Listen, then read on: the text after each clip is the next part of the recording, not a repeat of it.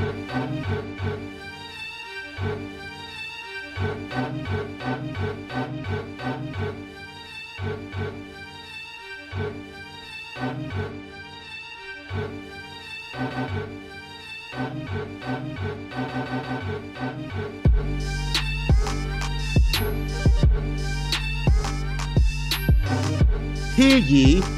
ye, gather round for another edition of Young Kings Wrestling, featuring the Phillip Banks Memorial Summer Soundboard. Yes, sir. Yes, sir. Yes, sir. Welcome to the Nuck If You Buckingham Palace. Did I lose my accent? Right. Lost my accent. Like Kofi Kingston. We rolling. Welcome to the Nuck If You Buckingham. Hold on, I'm about to go in on my Jamaicans in a second. Hold on. Let me get back to it. Welcome to the Nuck If You Buckingham Palace.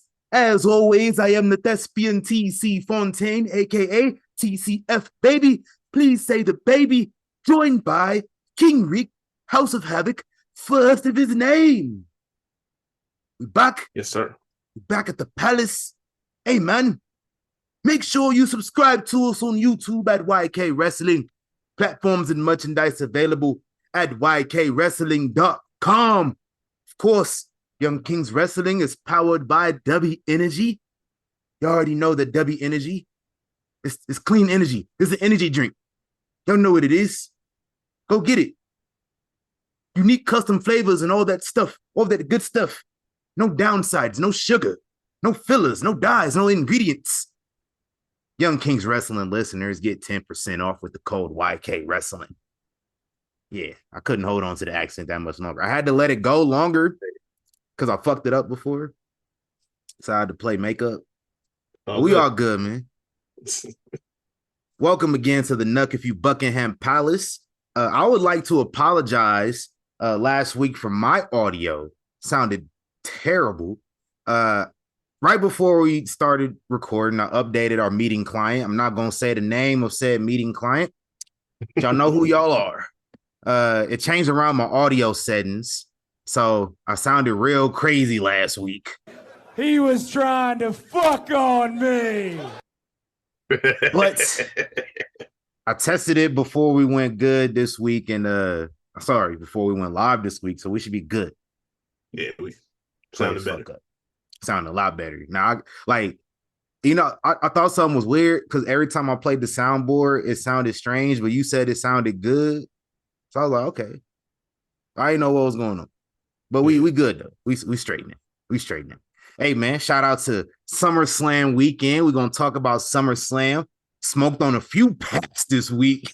You already know. Shout out to Steve Mongo McMichael, former member of the Four Horsemen and the NWO, inducted into the Pro Football Hall of Fame this weekend. Yes, sir. Shout out to football being back. Hell yeah. Yeah, man. Shout out to Mongo. Won the Super Bowl with the 1985 Chicago Bears. Probably the best defense in NFL history. That team. I ain't going to say who they beat in that game. But they beat somebody's team. Yeah, somebody's team got beat in that game. They're legendary out here. Got smoked in that game too. Oh man. Mongo, former Green Bay Packer, former New England Patriot, Hall of Famer, and this man literally is on his deathbed, and y'all waited until he was on his deathbed to honor him. He couldn't even go and participate in the ceremony. That's some bullshit. Crazy. He looking bad, bro. Yeah. Like you looking really bad, bro. That is a damn shame. What, you got ALS? That's what he got? Yeah. That shit crazy. I didn't know it was like that. I didn't know ALS was like that.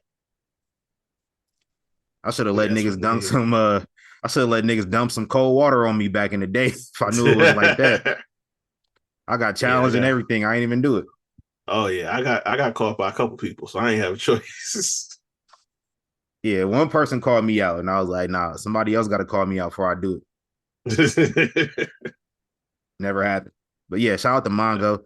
The Olympics, though. The Olympics, we heating up. We on that That gold rush is what they calling it, man, because I've seen a bunch of medals getting handed out this past weekend. Shout out to Simone Biles, 7 medals in gymnastics all time.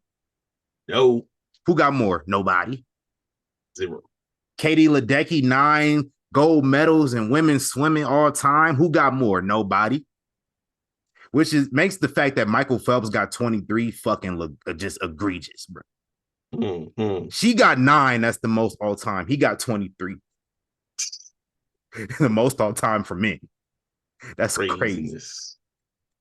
And I want to give a special shout out to the Team USA men's basketball team.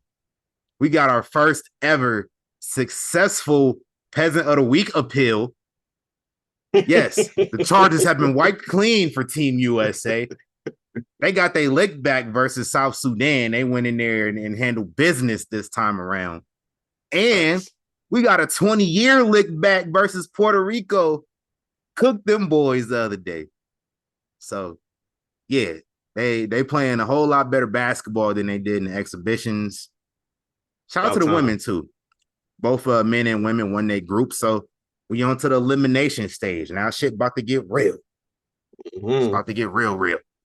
And one last shout out to my guy, Terrence Bud Crawford. Where he from, Reed? Let them know where. That old town in Nebraska out there.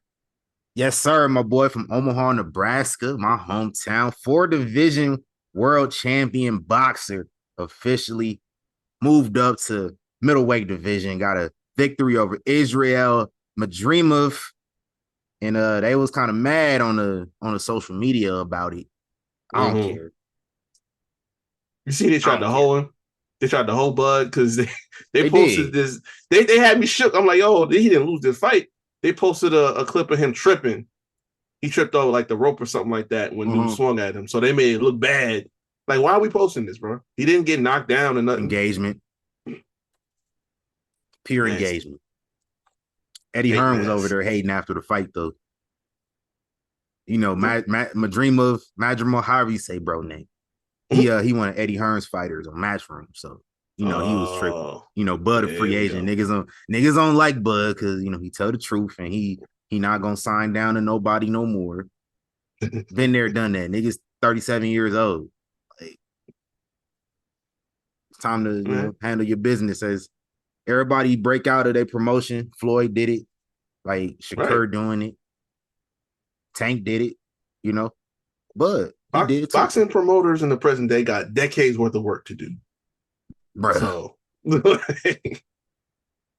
and like, I mean, outside of Hearn, like all the major promoters is like, I mean, outside of Hearn and Oscar, the other two, Al Heyman, Bob Arum, they old as fuck.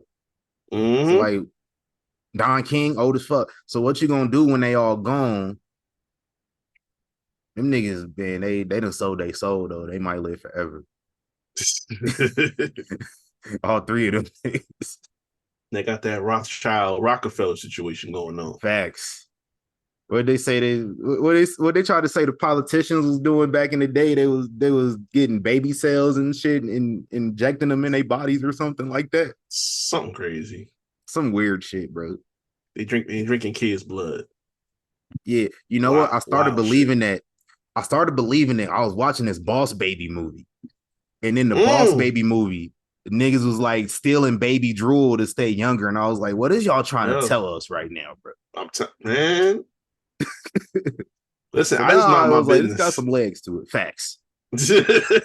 I sit back, watch wrestling. That's what I do, man. Go to work.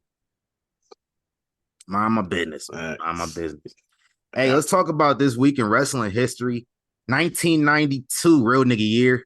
Ron Simmons defeated Vader to win the WCW championship. The first black world heavyweight champion of any major promotion ever. We didn't have another one for 6 years. We didn't have another one after that for 2 years. After that, 6 years, and it was the same nigga. Right. I forgot Rock won it a few times after Book did. Shit, Rock and Book was trading the belt a couple times, I think. Yeah, when Book beat him at Summer. I mean, Rock beat him at SummerSlam. Yeah, when he came over. So yeah, it was some swapping going on. Yeah, that was the first match between two black people for a world title in 2001. Damn. 2001. That's crazy. Mind you, wrestling been a thing for 100 years at that point. Yeah. Over 100 years. They were wrestling in the 1800s, like traveling circuses and shit. So yes, 100 plus years to have two black dudes go for the world title is crazy. That's wild as hell. But more on that in a second, though. 1996, Kurt Angle wins a freestyle wrestling gold medal with a broken freaking neck. I'm sorry. Freestyle wrestling Olympic gold medal. Got to clarify. This was Olympics. Yes, sir. The highest level of competition with a broken freaking neck. Dope status, boy. I think he might have been parked up back then, too. Oh, yeah. He was talking about that in his doc. And he was taking, I don't know how many of the motherfuckers to the point where it's like he wasn't feeling nothing in his neck. So he's like, all right, fuck it. This 6 months after the dude that was funding the wrestling team killed one of his teammates. Oh, yeah. Yeah, dude from whatchamacallit? Foxcatcher. Yeah, I was about to say, yeah, there we go. I never seen that movie. I found out Steve Carell played the dude that killed him. So I need to watch that. That's on my watch list. So I was always wondering, like, why? Because his character, like, that was one of the first characters he played that wasn't like comedic or nothing like that. But I'm looking like, why he looks so weird looking, and you know, they aged him a little bit, but he just had this like dark demeanor to him. And then I seen the story, like, oh, got it. Yeah.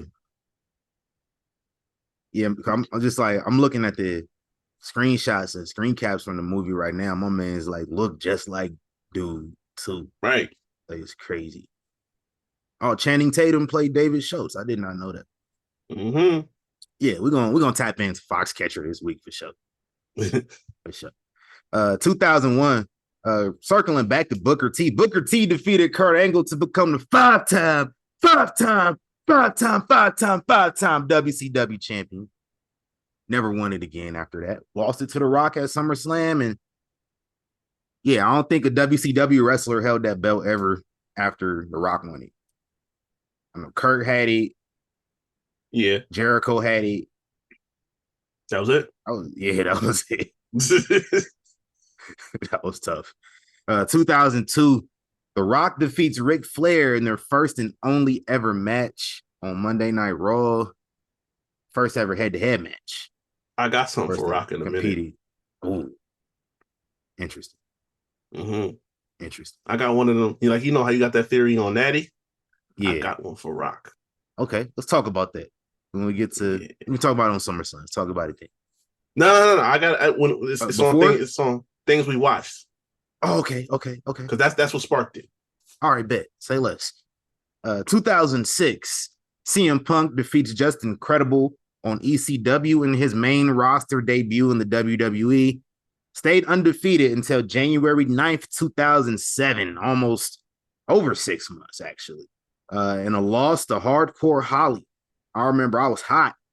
It was like, what the fuck you mean Hardcore Holly broke the streak? Like, right. Hardcore Holly was in a lot of places he didn't need to be in various points of his career. Mm-hmm. Which makes the Bruce Pritchard story more believable. Where he pitched that they give him the belt, excuse me. Yeah, and beat everybody. And he was probably being facetious, but listen, I think he was being for real on the low key. Yeah, I believed it. Like, he seemed like the type, low key. Like, why did he main event the Royal Rumble? Oh, let me start on that. You broke my neck, Brock. I don't know what to say. Like that. That's really it. That's really it. Here's your consolation prize for not dying or almost dying. Like, hey, that's really what it was. You get your spot right here. Hey, listen, I ain't gonna do too much on Hardcore Holly though, because I did fuck with Hardcore Holly a little bit. Yeah. I didn't fuck with a main event and beating CM Punk. I ain't fuck with him on that level. Oh yeah. I ain't fuck with him replacing Sabu in the chamber. Ugh. Fuck was y'all thinking? Yeah, this is what was y'all thinking on that whole pay-per-view? Anyway, let's move on. Before I go crazy. 2015 RIP to the Hot Rod Roddy Piper, passed away, 61 years of age. And then 2018 RIP to Brian Christopher Lawler, aka Grandmaster Sexay, committed suicide, or so they say, at the age of 46. Terrible. Probably didn't. But he probably did. But he probably didn't. We don't know. We'll never know the real story on that. Yeah, facts. Anyway, happy birthday this past week to Hall of Famer Captain Lou Albano. Would have turned 91, possibly. Happy birthday as well to Hall of Famer Scott Steiner, my boy. I got to say something real quick after we get through these birthdays. Not about Scott, but about one of Scott's relatives. Okay. 1 second. Happy birthday to Marco Stunt, Kid Cash, Mike Chioda, Hall of Famer Devon Dudley, Yoshi Tatsu, Davey Boy Smith Jr., Austin Theory, Dean Malenko, and Frankie Kazarian. Now about Scott Steiner. This isn't about Scott. Fuck with Scott Heck. This is about Scott's brother. Because I seen a video of Scott and his brother and DDP last night at SummerSlam, and they was excited because Braun Breaker won a championship. And I'm going to talk about that in a little bit when we talk about SummerSlam. Sir. But y'all was like, oh, look at Rick Steiner. He's so happy. The same weekend, y'all was going in on Logan Paul. How soon we forget. How soon we forget. And listen, I'm not defending Logan Paul. I'm not doing that here. But at the very worst, he was misinformed about what was going on and acknowledged it. But he trolled people when he was acknowledging it too. That's a whole nother story. Rick Steiner was being full on bigot. And it was the same damn thing, similar situation. Sure. There's one of them was misinformed, the other one was full on bigotry. Exactly. Rick Steiner's so happy because his son, he should be. Good for him to have that excitement. His son won the championship, he never won. Good shit. I don't care that Rick Steiner was happy. Nah. Hey, y'all shouldn't be neither. I got a low-key hot take about that whole situation. I ain't been talking about it at all. I stay out of that shit, but I got a hot take. And it ain't gonna be favorable, but I don't care. This is not what I come here for. I talk to Hey, listen, we can slot that in. We talk about that match. Let's do that. All right. Cool. But yeah, that's all I had to say about that. But let me go to the Royal Address of Rumors. And I want to start off the Royal Address of Rumors with the Peasant of the Week. I'm packing the air, this gas or what? These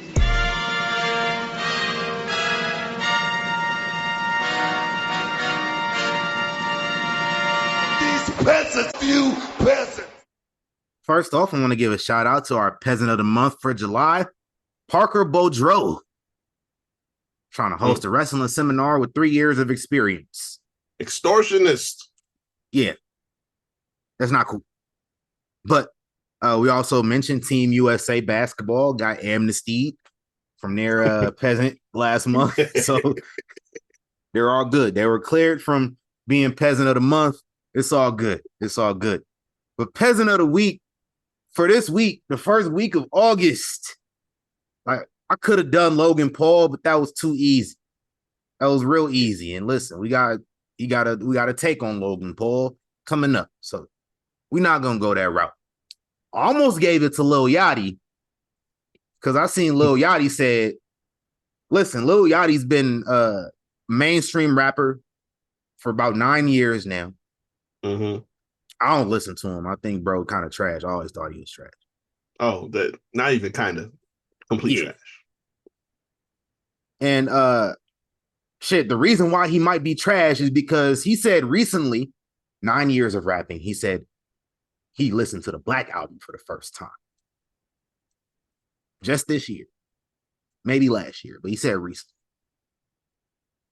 And that's my problem with rap right now, is that these rappers don't know the history of the game. Oh, my Lord. But want to come in and dictate shit. That's neither here nor there. That's another conversation. Oh, yeah. I don't want to get into that. Me neither. Ugh. But my peasant of the week for the first week of August is none other. And this might be a second or third time. AEW MAGA champion Maxwell Jacob Friedman. Bring that ass here, boy. Bring that ass here, boy. Ooh. Listen, I seen this shit. I was like, what? Because I seen they said Britt Baker, the doctor, DMD, reportedly got suspended after an altercation with MJF. Now, if you haven't heard the news and you listening to Young Kings Wrestler and it's your first time hearing about this, you probably like, well, if Britt got suspended, why is MJF the peasant of the week? I'll tell you why. I'll get you all caught up on what happened here. They said Britt Baker reportedly had some things to say about MJF and said it to the other ladies in the locker room at AEW. I want to say the July 17th episode of Dynamite. Now, let me go do some research right quick. Oh, that's what I think it is. Yeah, because if that's what I think it is, and it is what I think it is. Yep. Whole ass nigga. July 17th, that episode of Dynamite was the same episode that MJF won the MAGA championship off of Will Ospreay, and they fought for 59 minutes. Took an hour away. Seconds. They took an hour of TV time on a 2-hour show that could have been given to women like Britt Baker, women like Toni Storm and Mariah May, and all them other women. The only women who got match time on this show, 9 minutes, Mercedes Moné and Nyla Rose. I can understand why Britt Baker's upset. We could use this time and put it elsewhere. Maybe Britt Baker has a different perspective since she's been back. And was like, yo, we can do a whole lot more. We didn't need to do that. So maybe that's what she had to say. But, hey, loose lips travel. MJF's girl, Alicia Tout. You remember Tout? Remember that? Remember they was oh my God. They swore that was gonna be the next thing. Oh God. Shoot. I never bothered. It was one of the few things I never bothered with. That was like pre TikTok version. Yeah, that was before Vine. Yeah. So yeah. Alicia Tout, that's MJF's girlfriend. Well, she decided to go tell him what was said about him, and we don't know what was said. Maybe she was justified in telling him what was said. I don't know. But I guess he had a problem with it, and he went to go confront Britt. I don't know where he confronted her at, but wherever it was, it ended with him punching a wall. Now, that sounds crazy to you, Reek? Crazy. We're both men, right? We're both members of the male species, right? Yes, sir. Does that not sound crazy? The thought of another man doing any of what I just said, going to confront a woman and punching a wall. Does that not sound crazy? That sounds like domestic behavior to me. That sounds like a nigga that don't need to be around. Exactly. Oh, but he stuck around. He don't get no repercussions, but Britt did. Interesting. It's the best locker room in wrestling, though. I was just getting ready to get to that. This is the same man that wrote a whole fucking dialogue on social media about, because I think this was when what's her name posted that thing about Thunder Rosa and everything like that. This was a year to the day that Lufisto posted about Thunder Rosa. All this stuff came out. Right. And this man put his cape on and said, AEW has the best women's locker room. We don't have drama. We don't have none of that in here. You want me to read it verbatim? I got the whole statement he posted. Go ahead. Quote, posted August 4th, 2023. What's today's date, Reek? August 4th, 2024. Hey, it was a whole year ago. If you listen to miserable people who never made it in this sport, that's not exactly the brightest thing to do. Use your brain. If someone's been in pro wrestling for over a decade and you find them to be talented, but they've never truly, quote unquote, panned out, there's a reason for it. Reason 1, lack of talent. Reason 2, difficulty to work with. Reason 3, delusional. Just to name a few. People love to talk ill of companies and will say things like, quote, I'm the only person who's brave enough to speak up, unquote, when in reality, the only reason you're spewing God damn it. Almost got to the end of it. The only reason you're spewing bull, I still can't say it. Let me do it one more time. We try one more time. The only reason, players fuck up. I'm trying to get through this. We on a time crunch. Let me start the sentence over. Let me start this paragraph over. I'll get it. I'll get it this time, people. People love to talk ill of companies and will say things like, quote, I'm the only person who's brave enough to speak up, unquote, when in reality, the only reason you're spewing bullshit is because you're aware deep down you aren't going to make it. So what's the harm in spewing reckless lies and trying to hurt hardworking, talented people on your way down to obscurity? We have an amazing women's locker room. Sorry, not sorry. Posted 4:07 p.m., not sure of the time zone, August 4th, 2023. You know, there's a quote that was created about 16 years ago. Aaron Eckhart played Harvey Dent in The Dark Knight. And he said these words: you either die a hero or you live long enough to see yourself become the villain.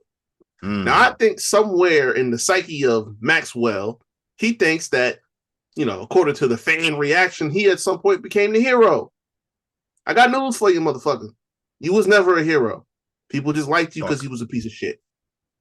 So your villain phase never ended. Shut up. Yeah, your villain phase never ended. You just kicked it into high gear. That's all it is. And now you becoming more of your gimmick is starting to shine through as who you might really be at the end of the day. But that's a different conversation for a different day. Yeah. None of this surprises me at all. This will happen to coincide with a lot of other news going on in the AEW locker room, but none of that's shocking to me. When you take a whole hour away of time, you know, from other talent, and the women could have taken time, anybody could have taken that time, but 60 minutes and somebody says, hey, I'll drag this shit on for no reason. We got pay-per-views, plenty of time to burn. You could have did it there. Yeah. Don't get mad and act childish because somebody spoke up. And Britt don't seem like the type to keep her words to herself. You know, She got to talk some shit and speak some truth. She gonna do it because she one of the OGs that been there. You ain't the only one. Right. I think she got as much as right as anybody. But oh no, that's a non-toxic locker room. So what do I know? Yeah, man, I ain't the 3-time Booker of the Year. Ain't my problem. Hey, I heard she was pulling a leader though. What that mean? Something about her. I think it means something about her. Because I seen Mr. Bebe posted on his Twitch Discord that he was moving back to Pennsylvania. Something Christian Cage and something. He was out with an injury. Yo, I'm telling you, like the situation was you 50. The way it sounds almost exactly like the situation with Matt and Edge back in the day. It sounds almost exactly like that. That's crazy as hell. It really is. My nigga could have stayed in WWE for this. I'm telling you. Oh, hey, Johnny Gargano was main eventing shows. Adam Cole could have been living the life right now. Johnny Gargano's main event is SmackDown 3 of the last 4 weeks, Reese. I'm just saying, man. Could have been living life. Adam Cole could have been winning championships in the main event. And I'd have been happy.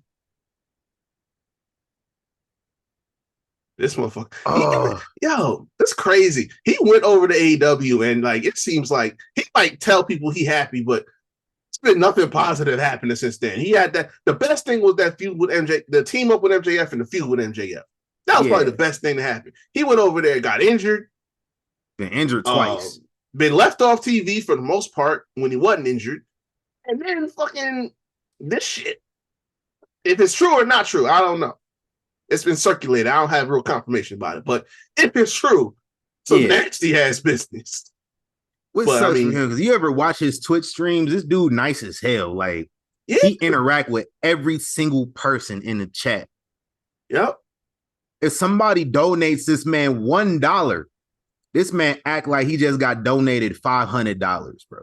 Mm-hmm. Like this dude is one of the most like full-on graceful. He does not deserve to be in the industry as just dirty as wrestling. Like right. Dude should be a camp counselor or somewhere. That's the type of person he come off at. Yeah. Nice guy, really nice guy. I hope it's not true, but I mean, we know who Christian's best friend is, and I mean, yeah, man. Hey, man. I mean, this is some shameful shit. Crazy. Anyway, man, what else we got in the rumors, bro? Ooh, yeah. So speaking of AEW, I heard Miss Katie Kinsey the other night talk about how they got rats. They're all rats at the end of the day. Informants. AEW is the central home. Because you know the word rats means something different in wrestling. Yeah. No, we ain't talking about all that. No. Yeah, AEW might as well be a central intelligence agency because I mean they got informants out the wazoo, but this was blatant, clear as day, photographic proof. Shane McMahon took a meeting with Tony Khan. Tony Khan even looked and tried to smile for the camera. Didn't do it, but they met up, had a talk. I think Bully Ray was in there too. No, Bully Ray was talking about it. My bad. He had a statement from Shane. Yeah, he put himself like put the picture in the background while he was talking. But no, they had a conversation. Shane talked about it. He said they got connected to a mutual friend, i.e. one of the talent. And they had a meeting, talked about some things. They got, had their shared love for the business and, the ups and downs of working with family.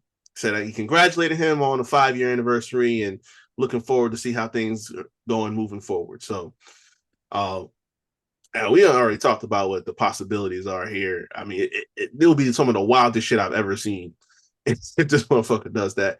But I mean, we about to get a Shane versus Darby match, bro. Oh no! Don't say that shit.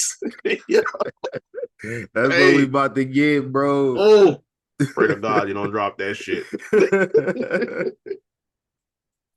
Oh, it's nasty business. Well, ironically enough, I saw this like a day before that came out. Is that he approached WWE about coming back in some capacity, and they said they wasn't interested. So now. That's tough, man. Like my last name literally built this shit, bro. Right. But I mean, listen, Steph get a pass because I mean she done been out, away from all this shit. She been working on the good side of things. Shane, we don't know. You know what I'm saying? He been in and out to begin with, and that last name, obviously, floor is lava. So yeah, I kind of understand. But yeah, it'll be wild as hell if you pop up over there doing something. I mean, really and truthfully, it might be the smartest thing they ever do if it means that Tony gets to back the fuck up. Like you worry about finances, don't touch booking. If they do that and bring Shane in, this will be the smartest thing they ever did. So yeah, I'm not opposed to it. I'm not either. You want to build the shit up, yeah. And Shane got businesses outside of wrestling that he was responsible for. Mm-hmm. You know what I mean? So if you need to get into certain other industries outside of sports, I mean, listen, Tony, same way. Like both of them, they daddies had all this other stuff and they came from their pops. Mm-hmm. And maybe that's what it was. Maybe Shane was meeting with Tony because Tony needs some pointers on how to actually successfully run a business on his own. And Shane got he got some experience with that. Yeah. I don't know. We don't know what it was. I know Shane probably seen that photo leaked and was like, yeah, I ain't fucking with these niggas. Yeah, I'm telling you. Like, he gonna get around them one time and see how this shit goes. I see what Phil was talking about. Right. Exactly. Yeah, don't do it. Don't do it, Shane. Survivor Series. Yeah. In just a couple months. We're going back to Canada. Vancouver is set to host Survivor Series War Games in November. Going back around the world tour again. It's going to be dope. Yeah, I man. think That's last time he did a show in Vancouver. 1996. Damn. Me and Reek was 3 years old, bro. We didn't even turn 4 yet. That's what I'm saying. Damn. In Your House 9 international incident. In the main event, it was Camp Cornette. That was Vader, British Bulldog. It is Googleable. Hold on. I know in the main event, Vader, it was a 6-man tag. Vader pinned Shawn Michaels, and that set up their match at SummerSlam that year. Oh, yeah, that's right. Bulldog, Owen, and Vader versus Michaels, Ahmed Johnson, and Psycho Sid. That was the main event. And that was the last wrestling match that anybody in the city of Vancouver, British Columbia, got to see wrestling-wise on a WWE pay-per-view. Very last. That's crazy. Most of that match is dead. Yeah. Oh, man. Well, half of that match is dead. Half. Yeah. But yeah, Saturday, November 30th, Rogers Arena in Vancouver. They will be back. That's dope. I gotta get in their basketball team back too. Hey, get them boys an NBA team back, man. That'd be crazy. Might as well. What else we got, man? Ain't like the current market is doing too much with it. My last thing. We got a lot of goats in women's wrestling, but this one is untouched because Miss Stratusfaction herself, Trish Stratus. Obviously, she was host of Money in the Bank last month back out in Toronto. But she was talking with Sports Illustrated, and she said this, quote, "Cody isn't the only one with an unfinished story. I love being back as a special guest at Toronto, and who knows, I can still go. I can keep going. I won't half-ass it. If the fans have interest, it might influence another generation, and we will see." If y'all recall, she was backstage, had a little spat with Tiffany Stratton. Now, SummerSlam is past, but we got plenty of pay-per-views coming up. You know, one at the end of this month, one in April. Atlanta. Oh, one in April. Hey, listen. Listen. That one in April being WrestleMania in Las Vegas. Hey, get it how you live. I told you I'm wherever Trish Stratus is at that weekend. Facts. I said Big that. Facts. So I'm wherever she at. Hey, listen. We said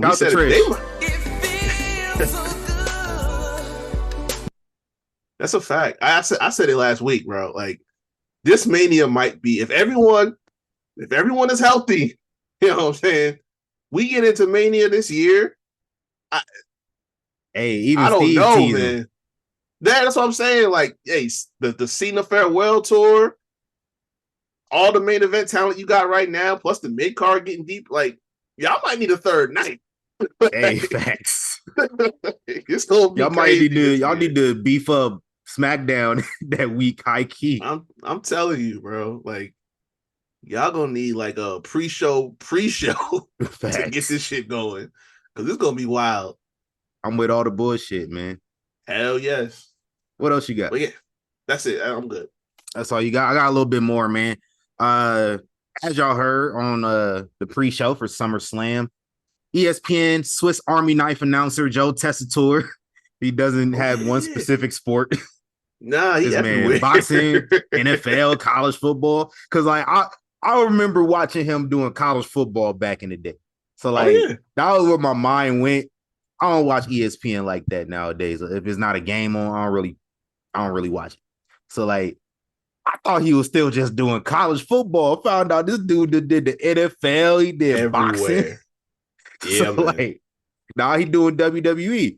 And they say he's doing a play-by-play from Monday Night Raw starting in September. And Michael Cole said he's going back to SmackDown on USA when they move back over there in September. So we got about 4, maybe 5 weeks left. of SmackDown on Fox. We finally there. We finally at the finish line. No more MAGA commercials. Mm-hmm. We there, boy. No more blacking the screen out. We almost there. They said Michael Cole reportedly will return back to Raw in January on Netflix, though. So, yeah. Speaking of Michael Cole, they confirmed he signed a long-term extension to remain the voice of the WWE for the foreseeable future. He ain't going nowhere anyway. Yeah, he wasn't doing nothing else. You know how much Michael Cole get paid to do that shit, bro? Listen, I mean, between we don't know, but like, do you know? I have no idea. I will listen. I gotta imagine like he's set for life at this point. Like, bro, I think Michael Cole's great grandchildren are good. Oh yeah, ain't no question. Between all the moving shows, one after the other, you know what I'm saying? He's a senior announcer. Yeah. Being babysitter for the new guys and shit like that. Being a babysitter is fact. Yeah. It's the truth. It's only one nigga he had to do a babysitting job for. That count. Yeah, it do count. But nah, he the producer of all the other announcers too. So like, right. He be in everybody else's ear when you don't hear him. So I know he getting paid crazy. He good. Oh, for sure. He wasn't going nowhere. Yep. I'm glad y'all finally recognizing him as the GOAT too. I've been saying this for years now. Y'all still stuck on that JR nostalgia. I've been off that. Nah. I love JR. I've been off that though. Yeah, JR had the pass down pat. Like, yeah, when you get to the early 90s all the way up into the early 2000s, all JR. But by 2006, 7 down. Yeah, no. Cole had SmackDown on lock for the longest. Like, that was his show. Him and Taz was like, honestly, I rivaled it between JR and whatchamacallit. But after like 07, 08, it's Michael Cole all the way on through. And that's 16 years and counting. So yeah. Exactly. Michael Cole got my favorite wrestling call. For the first time in history, two black women are in the main event of WrestleMania. That's my favorite call of all time. Hey man, I was already in shambles when they got in the ring. He said that, I started clapping like, yo. Man, listen. It was wild. Yeah, I was excited. Shout out to Michael Cole, man. I'm glad they finally recognizing the real. Yes, sir. I ain't gonna spend too much time on this, but I saw TMZ reported Mercedes Moné filed a divorce from Makazi. And apparently this nigga ain't been eligible to fight for the last 4 years. Damn. That's crazy. This whole time I've been saying he can't fight, and it's been true. You've been I told y'all. The game. That's crazy. Oh. Damn, separated for 3.5 years before you filed for divorce. That's crazy as hell. Pre-pandemic, this man was in a happy marriage. He came out the pandemic single in a motherfucker. Damn. Whew. Hey, what if he was on that Dominic Demon time? Oh. Hey, listen, he was making gear for everybody. Hey, listen, Facts. I sent you that post where she said he made that gear for her at Money in the Bank. She said she was crying because it was so bad. I'm like, hey, fam. I think it was the year before. I think it was like 2019 or some shit like that. That was the last straw. It's like, oh, that's not good. That's real bad. And she just talked about that, like, I think like a month ago. So I'm like, somewhere in here is some bad news brewing. And sure enough, here it is. I mean, bad for him. You know, we ain't sad about this. Hey, no. Listen, in the words of Kenny the Jet Smith, it's over, ladies and gentlemen. Hey, you got that sewing machine yet? Hey, listen. Hey, I might have to. I bought a heat press last month. I might get the sewing machine next. About to get busy. Thanks. What else we got in the news, man? The Hardy Boys said they met with WWE during SummerSlam weekend. I got a little bit scared until I seen they said they was just filming some content, some interviews and stuff for like future documentaries and whatnot. So we might get a Hardy Boys. What's up? Don't fall for that. They probably did film some shit, but don't fall for that. Listen, I'm not. All I'm saying is, as far as in ring, pray to God you don't drop that shit. You know they gonna try. I'm cool with the interviews. I'm even cool with them making some appearances on the show. Oh yeah, I'm cool with them like getting active during the show. You know, your Grayson Wallers and them types. Like, I'm good with that. Like a one-time thing. I don't want to see them wrestling a match. I ain't watched Impact in weeks because they be on there. That's crazy. I'm serious. Oh, I'll go read the results on Impact. Listen, they gonna talk to somebody. Hey, Michael Hayes back there still. Oh man, listen, they go all the way back. Michael Hayes came out there with them when they debuted. Like, yeah, exactly. Like, oh, you boys are back again. Oh, goddamn, do. Get your ass over here. We're gonna get you guys in the main event. You guys get them in the main event. We got a tag team match in here. We could put you guys as a special entrant in there. Hey, look, we just broke up the Judgment Day. We need to get the titles off of them. Oh God. We're gonna have a battle royal. You guys are gonna go win them belts again. Hold on, I gotta run it back one more time, Reed. Pray to God you don't drop that shit. Gotta run it back one more time. Yeah. Then my final rumor, Jacob Henry, the son of Hall of Famer Mark Henry, recently committed to wrestle at the University of Oklahoma. My Jim Ross voice. That's crazy. He a Texas fan going to Oklahoma. Uh-oh. Kind of shit is that? No. But he announced this past weekend. I did not know Mark Henry was a DJ. Fuck, that happened. I seen a clip of him like at a club or whatever doing some shit. I thought he was just like fucking around. Yeah, he trying to be like Shaq. Oh God. Just dipping his toes in everything. Like motherfucking Mark Henry DJing now. Like he do stand-up comedy. Fucking podcasting. Like just you trying to be like David Otunga out here. Right. Do everything. Shout out to Mark Henry though, man. But Jacob Henry, his son, announced that he signed a deal with the WWE. So when he done wrestling at Oklahoma, he gonna go to the WWE. So I'm assuming this is an NIL deal. Because we did have the tryouts. They had the tryouts in Cleveland this past week. Yeah. And I seen Justin Fields' sister tried out. Like she already signed an NIL deal like a while ago. Oh shit. But now she tried out. I did not know that was his sister either. Like I seen somebody mention it was just like, yeah, her brother they said her brother better get ready to join her because he ain't about to be in the league long. Damn. Hey, why y'all doing my guy like that? That's cold-blooded. I agree though. That's crazy. I agree. Oh. No further comment on that. Listen. I don't know what I'm allowed and what I'm not allowed to say regarding things, so I'm just gonna move on. I'm not gonna elaborate further on that. But I just don't know. But anyway, yeah, shout out to them tryouts. Shout out to Jacob Henry. Yeah. Yes, sir. What we watched this past week, Reek? All right, so I went through a couple things actually. What's this theory you got? I'm gonna get to that. Couple things I watched.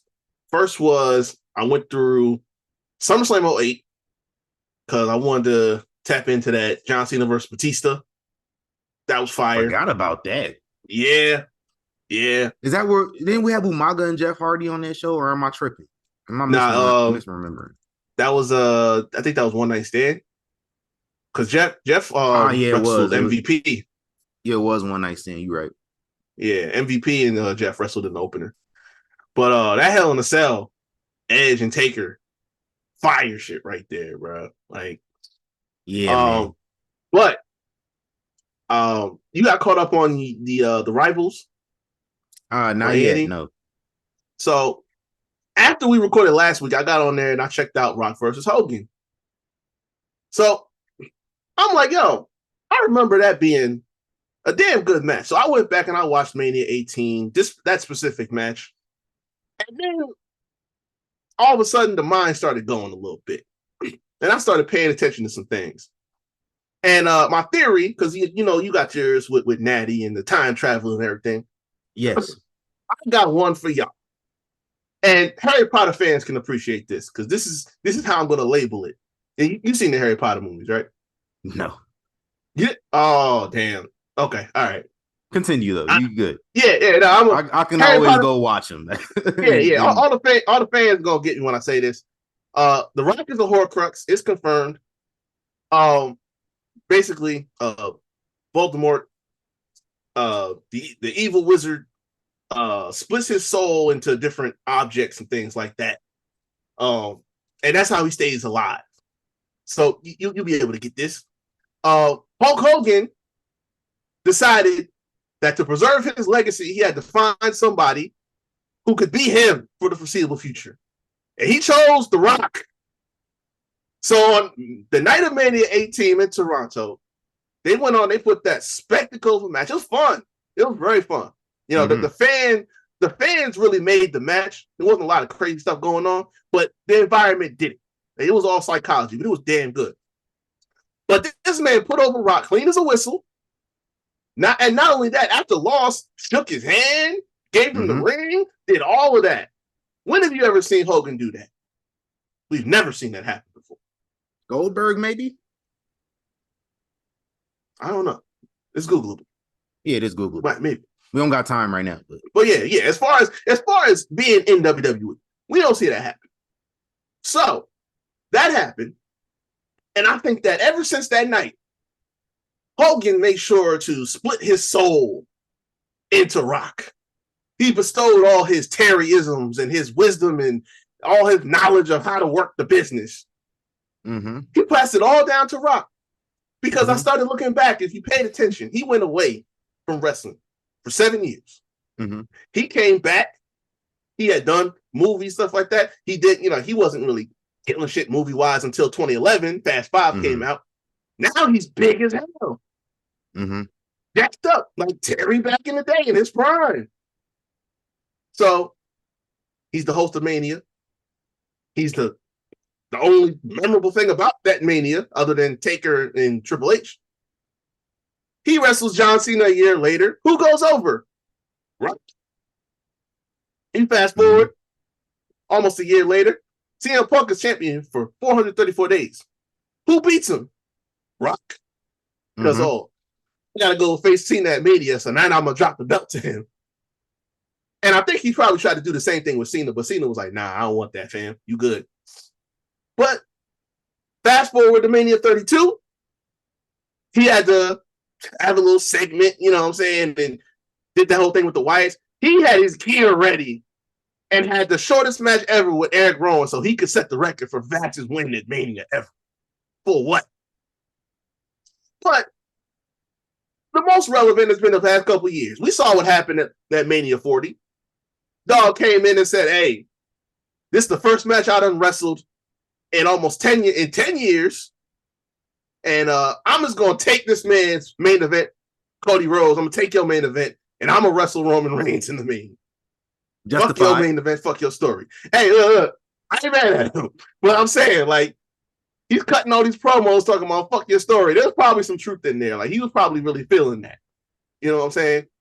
And not just that, because I went back and I watched the Mania doc too, just to get some clarification. Like, he caps just like Terry does. He tells lies just like Terry does. You know what I'm saying? Like, I watching the Rivals, he was talking about how, Hogan's in the ring and he takes his headband off, he throws it, and I'm standing there and I catch it. I was like, not even 10 years old. How are you catching a headband in the middle of a crowd? Stop lying. So it just dawned on me like, yo, this motherfucker. And it don't even just apply to wrestling, bro. in those movies, he thought he was going to save the DC universe playing Black Adam. You know what I'm saying? Taking the whole show to himself. How'd that work out? Shit bombed. Got the XFL. Third time's the charm. We're going to take over the XFL. And we're going to merge it, the USFL. I just read the other day, fucking Army want they $6 million back from their recruiting money that they took. But dude going to have his sway everywhere and just work how he want to do it. You know what I'm saying? He just want to pull up, do what he want to do. He get his own belt for Mania. He bookmarking a title match with Cody whenever he comes back. Like, this man, Terry's gonna live forever. This is Terry 2.0. We just don't say nothing about it because we cool with Rock, but Terry has preserved his legacy forever because he passed his soul to Rock, or a bit of his soul to Rock. I'm telling y'all right now. So when the party's finally over, let's speed it up. Let's get it there. When the party's finally over, it ain't really gonna be over. That's all I'm saying. And you might have some legs with that. Because who the Rock's horcrux? Oh, maybe. I don't know. I don't know yet. Like I'm telling you, he probably wanted it to be Cena. That's why like he made sure to put him over at 29. I'm just saying, Cody out Terry the Rock a few months back. I'm just saying. Hey, he used his tears. He used his tears. He did. That's different. I got a couple more things to help support that theory too. Well, just one more thing. The Rock went clean over Terry twice. Well, the second time wasn't clean, but he went over Terry twice. Yep. Terry never went over the Rock. Yep. And I also remember the Miz main event and beating John Cena at WrestleMania too. We ain't gonna forget about that. Oh, listen. I know the Miz forgot, but I didn't. Look, it was a Mania 9 situation all over again. Think about it.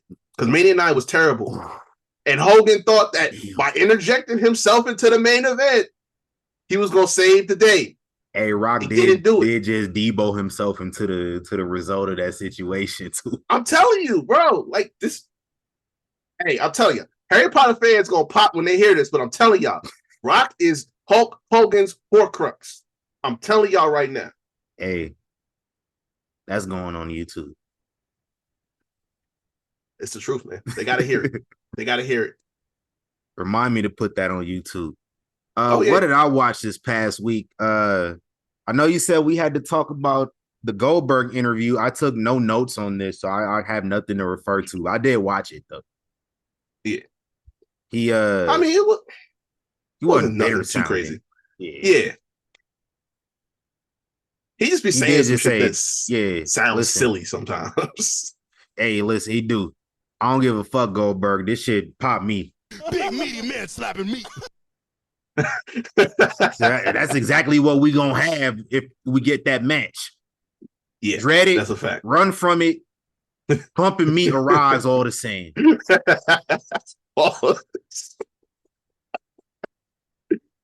Oh man, yeah, no, like pause. I don't know I don't know why he acting like he wouldn't want to do that shit neither. Like, you know what I'm saying? If Biggie got healthy, God hoping, he get healthy again and they can run because he won a farewell match so fucking bad, you know. If he could do that, why you act like you wouldn't want to do that? Biggie over as fuck. Like, right. You just do it on a big enough show, that'll pop. It don't gotta be long. None of his matches are. So why not? You know he'll put Goldberg over too. So that could be your farewell. Like, stop running like you don't want to do that shit. But like, you can do the comedy stuff, man. I've seen you do comedy before, bro. Yeah. I feel like SVU appearance was funny as hell, bro. I don't care. Oh my god. This was snapping. Oh, nigga threw Stabler through the window, bro. Yo, I'm telling you, I feel like they was not ready for what he was doing. Like they said, hey, he's gonna do this, that, and the third. And they said, okay, cool. And then they started shooting like, oh, damn. I didn't know he was like that. This literally happens this happens like right when the episode starts, bro. It's the opening. It opens with them in the station because I think there was a kid coming in there to give a letter to somebody. And if they literally just fighting with this motherfucker from the opening of the show, because he like dragging like 3 dudes trying to get a hold to him. He just throwing motherfuckers everywhere. Because I think he was like on PCP or something. Yeah, he was on PCP. That's why he was tripping. He was on that Sherm stick. Yeah, he threw his nigga Stabler through the window. Dead ass don't see Stabler the rest of the episode. Yo, I'm telling you, because I think like his head was busted up and shit like that. Like, yeah, they had a cut on his arm, all that. Kragan said, "Then go home, nigga."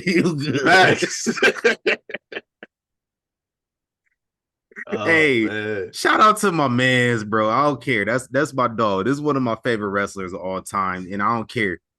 Like, who would have thought we would have been here? Because I was told my first introduction to Goldberg was that he was a fake Stone Cold. That was what I was told about Goldberg. So, like, I have this in my head for years that he the fake Stone Cold. Until I watched Goldberg, like, he ain't got bald white dude. That's how he's Stone Cold. Outside of that, ain't nothing. So shout out to Goldberg, man. Goldberg! That's my guy. Yes, sir. Shout out to him on Chris Van Vliet, too. I feel like there's some cap in there, though. I'm sure there's some cap somewhere in here. Because I think when he gotta do that thing, he do like when he do that, that's when he lying. Yeah. Everybody got their tails. I've seen it. I told you what Rocks is. Yeah, facts. But Goldberg, this man said that Gage, his son, eat like 4.5 steaks. Yeah, come on now. Stop it. Like, I know he an 18-year-old football player. He probably do eat a lot. He probably eat 3. I'll give him 3. Yeah. 4.5? I don't know. Like, you tripping, dog. I don't know about that. This man said he give Gage his food sometimes. Come on, dog. Like, I get hyping your kid up, but come on, bro. Facts. And listen, your kid goes to Colorado. He don't need no more hyping up. Exactly. Come on now. And this is the thing that got me. This is when I texted you. This dude said, in that match with Brock in 2016, when he came back, dude said he tore his rotator cuff in that match. I don't remember. And had it, and he said that's what he said happened. He said it happened in the match with Brock that was only like less than a minute. So he tore his rotator cuff there. Yeah, he tore his rotator cuff and never got it repaired for the entirety of the rest of the time that he was wrestling. So every other time he wrestled after that, his rotator cuff was torn.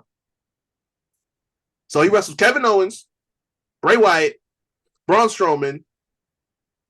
Who am I missing? Roman, Dolph, Bobby. You say Bobby? Yeah. No. Bobby twice, Brock 2 more times. All of them people he wrestled with a torn rotator cuff. Okay, Bill. Sounds nice. Nah, Chris asked him about the Bray match, about like how that jackhammer. This man paused so long. It was like, man, he dead. I can't say what I want to say. But the rotator cuff thing, as a nigga with chronic shoulder injuries. That's cap. Totally cap. That means lie. That's what I'm saying, man. Unless they gave you that Ray Lewis, that deer antler spray. I don't know about that, family. And he in his 50s, so I ain't even believing that either. Right. Listen, hey, it is what it is. It is what it is. Let's talk about SummerSlam. I know we watched that live from Cleveland, Ohio. Word to Joe Kim Noah. Send niggas to Cleveland on vacation to watch some wrestling. Oh. Crazy work. Damn. Well, you know, SmackDown, they got to give people the warm up. You know what I'm saying? Got 2 tag team championship matches on SmackDown. Alba Fire, Isla Dawn defeated SWV to retain. No, they didn't defeat him. I think it was SWV won by disqualification. Yeah. Because we got musty ass Blair Davenport had to make herself known. Right. And listen, I'm going to say this right now. Partnering Blair with Isla and Alba is a good way to get me to stop caring about Isla and Alba. It's a very easy way. Not even lying. That's like I immediately stopped caring to see them on my TV once they were all together. Like the moment I saw Blair coming out there to do what she did, I was like, oh, they about to pit these three together. Yeah, now I don't care about them. I love seeing Smiler Dawn on my TV. Listen. It started I'm quiet, listening. and now it started with like some quiet, them looks, to now it's loud as fuck. I don't care who hears it. Dr. Umar, sit your ass the fuck down. Yes, mind your goddamn business. Because I listen, every week I'm on it. Every week I'm on it. I don't care. But I know y'all afraid to have SWV lose clean, and I appreciate that. Mm-hmm. I appreciate something. At least some black folks around here get some treatment. Yeah, I'm leaving here with something. Right. That's all that mattered to me. And then in the main event, right before the main event, we had DIY versus the Bloodline, Jacob Fatu and Tama Tonga for the tag titles. And Johnny Gargano cut a promo before the match. And he was like, back when I was a kid, I used to come to shows here in this same arena. And I used to watch wrestling. I used to watch WWE, and this is where my WWE dreams started. That's cute. Yeah. But he says he was excited about defending his first main roster championship. He got to do it. PLE weekend of a big four in front of his family. He was excited about that only to catch that L, my nigga. Took that L. He took it and he packed it in his bag. And he was in an arena, so it was a clear bag. So everybody saw it. Took that L in front of his wife, in front of his son, his mom, his dad. He took L right next to his best man and other additional friends and family. You know what TC was doing? I was clapping with joy. Damn. God damn it. I had to endure seeing Johnny Gargano in the main event 3 times in the last 4 or 5 weeks. I felt vindicated. They laughing at you, nigga. I felt real vindicated, B. And I said, when this happened, gonna do it. I didn't either. I thought Cody was going, let shit happen, I thought we was going to get Orton and Kevin Owens out there too. I thought that's what it was going to be like. Mm-hmm. But you know what? When this happened, I said, it's going to be a good weekend. It's going to be a real damn good show. And it was. On the main show, we got Liv Morgan defeating Rhea Ripley, pinning Rhea Ripley to retain the Women's World Championship. Shout out to TJ Wilson. Produced this one. Hey. Dominic Stratus, a wild nigga, bro. Yeah. Called that man Dominic Stratus. He did the whole WrestleMania 20 with Trish and Christian. That literally was the same shit. Yeah. Like acting like you accidentally cost the match and shit, and then just like revealing what had. He just couldn't attack Rhea. He couldn't slap Rhea and low blow her after the match. That's the only thing we did different. Look what a PS5 make a nigga do. PS5, a plate full of nuggets. Chicken nuggets. What you gonna do for them nuggets, young boy? No. Hey, so I'll see you soon. Go ahead. Live in some of them angles be making a nigga think. You know what I'm saying? Hey. Like when she came out on Raw the one night, she was looking back. I said, "Ooh, okay, yeah, boy, I might understand." Hey, when she was in the crowd, yeah. No, you told. Hey, I'm like, hey, I might understand. I see somebody said Dom turned Super Saiyan heel. Like he was already a big ass heel to begin with. They say he turned more heel. Hey, that's a fact. That's a fact. He did. Dom about to get heat that's gonna rival Roman in 2017. Oh boy, Monday about to be vicious. Oh yeah, I tell you. It's gonna be just like that the night after he beat Taker. He ain't gonna be able to get a word out. Which, like, I don't understand. All he did was fight back against his abuser. That's true. Rhea Ripley abused this man for 2 years. Like, that's a fact. Literally SVU'd him 2 years ago to get him on board. Hey, look, we right there. Because I was just getting ready to say, like, we was just talking about SVU. Like, how many episodes in a row do they show, like, people that be in abusive relationships, but it's like that's where they want to be. The Stockholm syndrome. Yeah, like they mentally fucked to the point where they're like, hey, this is where I'm supposed to be. I'm good. My guy broke out. He said, hey, I found life after this. He found somebody that's gonna treat him good, man. He got him a Buddha lover, and we good. That's my live reference for the week. I saw a tweet that said, go ahead. I'm about to say that too. You know, she's supplying libations on top of everything else. Yeah. Hey, get where you go, man. I seen a tweet that said, I haven't seen, in regards to Rhea Ripley, I haven't seen anybody this heartbroken to lose a Mexican since March 31st, 1995.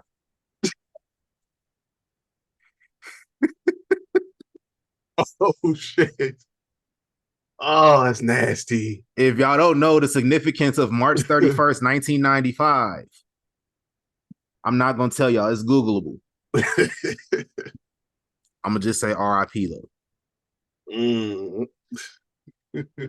Next match, we ain't going to do no grades here, man. It's all good. We don't need to do grades. Next match, Britt Baker defeated Sami Zayn. Only right that he did it in the dog pound. Somebody got to win a championship in that stadium. And Britt Baker had to be the one to do it. Produced by Raw General Manager Adam Pearce. I'm going to just say, we have caught and compromised to a permanent end Sami Zayn's quote-unquote historic Intercontinental Championship reign. It's about damn time. It's about damn time. Another person from Cleveland that won a championship. Yeah, he's not from Cleveland, but you know what I mean. Yeah, I went back and I watched that segment. They really gave this. They set this man, and this was straight from Vince. It had to be straight from Vince. They really had this man come back. He had just won a championship. We ain't even trying to be talking about no damn Bin Laden. They set this man out there to go to the crowd and tell these motherfuckers that they gonna kill Bin Laden. And he said it like he was running for president himself. He did a better announcement. So much conviction, bro. I'm telling you, like he gave a better. And Barack was killing shit. This was early Barack, and he gave some damn good speeches. He was killing shit. All right. Yeah. I'm sorry, government. He gave that announcement 10 times better than Barack did, for real.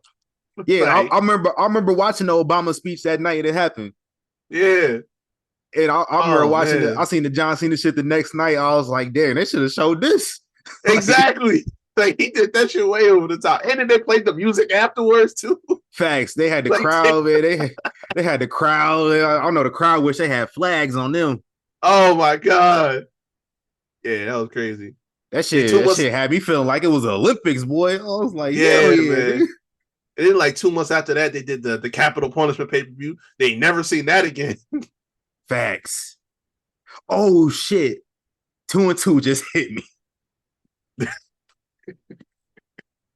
2 and 2 just hit me. What happened? Yeah, Vince a funny nigga for that. Oh yeah, for sure. He a funny nigga for all that. All right, I'm gonna check the time, man. We gotta speed this up after this. I know you had something to say in regards to LA Knight defeating Logan Paul to win the US championship. Produced by Shane Helms. Stand back. Ooh. What's up with that? It did work. LA Knight been answering the call since WrestleMania.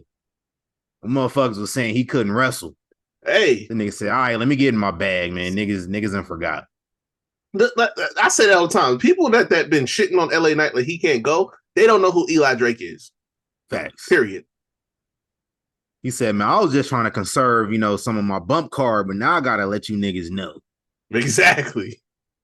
I seen somebody said the legacy of Mr. Kennedy lives on. Yo, that hurt me. I was hollering. I didn't like Kennedy. Oh man. He grew on me. He grew on me a little bit. Like initially I was like, I don't know what the fuck this is, but then like it slowly started catching me. But I got LA Knight over. 110%. Logan Paul is out there with Machine Gun Kelly. Why? Yeah. Where was Steve Harvey at, man? Hey, he said Mr. Cleveland. We ain't think it was that motherfucker. That was the last, like, I was thinking him, but he was dead ass the last person I was thinking of. Like, where was Bone Thugs and Harmony at?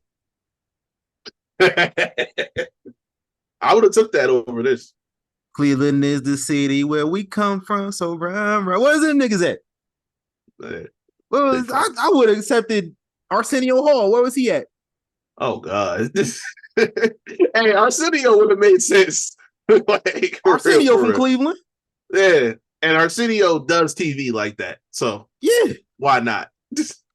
Honestly, where was Arsenio Hall at this whole weekend? In Cleveland? Y'all could have had him doing backstage interview. He could have been Byron Saxton for the night. Yo, I swear. Listen, that would have made the show 10 times better. It really would have. It was already a great show. Like, we could have had Halle Berry. Where's Halle Berry at? So I'm saying, no shade to Byron either, because like me and Byron cool, but I love Byron. That's my nigga. Yeah, but Arsenio would have killed that shit. Thanks. Like I said, man, Halle Berry. Hey, you put Halle Berry on my team. Hey, you can do no wrong. Like, I don't get. You could have had a trash ass pay-per-view. You put Halle in 2 segments on the show. Win-win. A+. Big facts. Hey man, what was this take that you had in regards to Logan Paul? Oh yeah. So this ain't gonna be friendly. People are probably not gonna be happy about it. I don't give a fuck. Hey, what did Jay-Z say? This ain't politically correct. This might offend my political connects. Yes, sir. Yes, sir. Luckily, I don't got those. But we saw the noise and shit coming in Logan Paul's direction because, the situation that happened with this chick that was boxing. Listen, I don't give 2 fucks about Logan Paul. I don't. This is not even going to his defense at all. What I will say is I've seen this particular situation in question. Crazy hyperbole.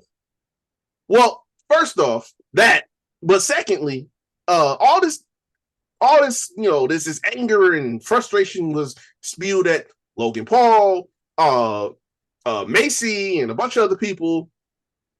All these people who are shitty people to begin with. So I'm not going to be offended and shocked or frustrated when a shitty person starts acting like a shitty person.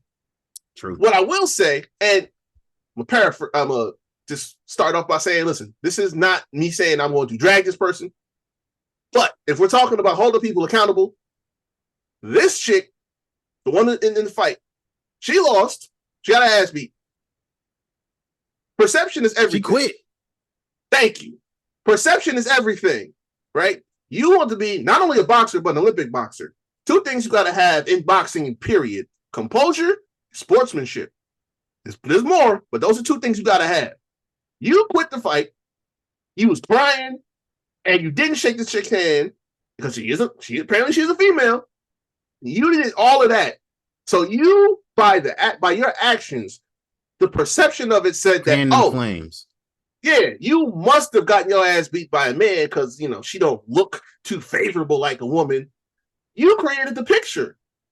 So again, I'm not saying we gotta drag this person, but this we owe all these people talking this shit and they talking about she's a man, like misdirected anger. I say this about wrestling fans all the time. We always want to point the finger at the people who are going to be who they're going to be in the first place. Trust the people to be who they're going to be. This chick created the picture to span all this discourse. Thanks. Like, the end of the day, and y'all think I'm being harsh? She went out and she's on record. She said she apologized for doing it because she sees exactly what I'm talking about. So again, misdirected anger. Stop pointing fingers at these people. They're not going to stop being assholes. They already were. They showed you who they were years ago. So that's not going to stop. This was just another day in the office for them.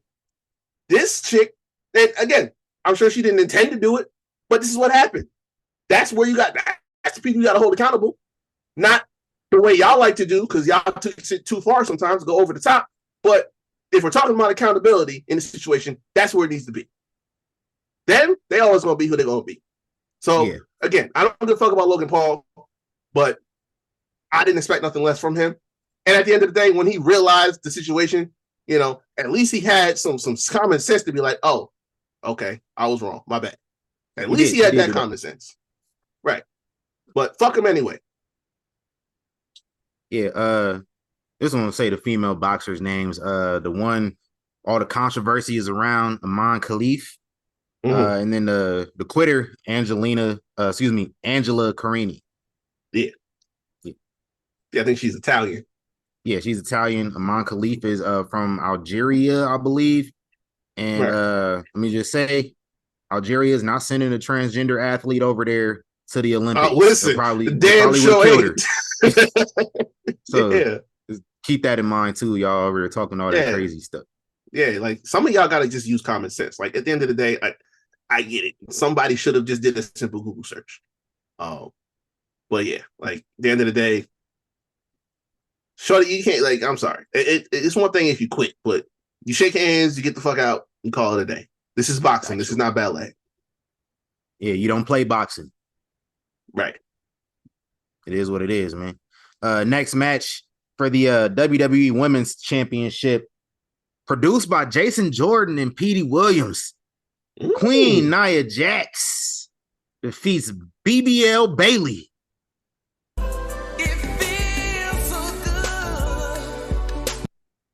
I didn't fact check this one, but I want to say this is Nia Jax's first world championship since 2018. Yeah. Sheesh. She's been putting some of the best work of her career since she came back. Oh, hell yeah. She deserves this run. I think she's put in the work to get there. She's earned it. And she's undefeated at SummerSlam. Facts. Her first ever SummerSlam match. She's undefeated. Yeah. Shout out to the queen. Next up, man, this is the one I was looking forward to the most. And I wasn't expecting much from it yet because we got to, I got another food analogy in reference to Drew McIntyre. Okay. I call my man leftover lasagna. Of course. But this feud right here, this is like roast. Like we slow cooking some roast. Oh, okay. Crock pot. Hell yeah. And if y'all know how to cook, you don't turn your crock pot up to high. No, sir. No. You put that motherfucker on low. Just let it cook. Yes, sir. It's called a slow cooker for a reason. Hell yeah. So, like when you cooking something in the slow cooker, you got to go check on it after, halfway through. Mm-hmm. You got to add some more ingredients, add some more seasoning, add some other stuff in there because you don't want your other stuff to overcook. So you got to wait till you add it in there. So we had to add some more negativity to the pot. So we're gonna be ready to eat this for real in a few months. We ain't ready just yet. Hell yeah. Yeah. That's how I looked at this match.